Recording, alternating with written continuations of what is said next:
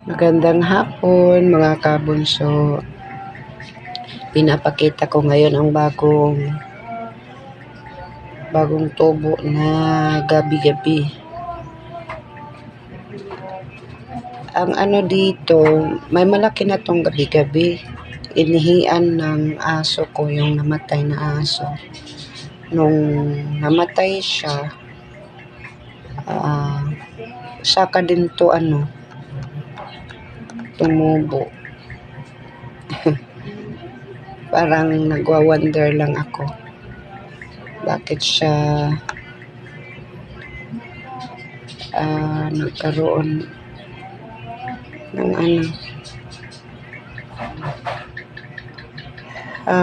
yan lang. Hindi ko ma-explain.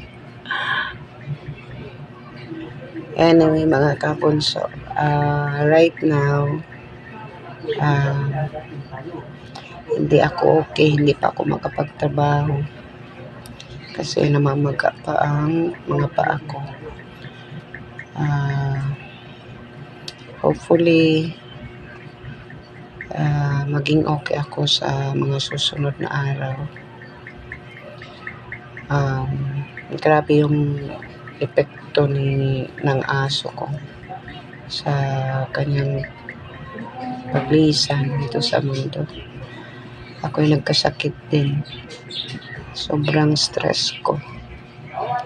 Kaya ito, since tumubo to, ito yung lagi iniihian ng aso ko. Since namatay na yung malaking puno dito, at saka merong tumubo nung namatay din yung aso ko. So, ito yung parang kanyang habilin siguro. Alagaan ko to. Yung gabi-gabi, maganda to guys. Bigla na lang siyang tumubo, napansin ko. So, ayan. So, maraming salamat nga pala sa pagsuporta sa aking YouTube, sa aking page. Sana suportahan niyo pa po ako. At makasahod ako dito. Mga kabunso, maraming salamat po sa inyong lahat. At God bless po sa inyo. Si Inday Jenny po ito. Maraming salamat. God bless po. Magandang hapon. Mag-ingat po kayo kasi meron pong bagyo. Okay, bye now. And gabi-gabi. Malaki na siya.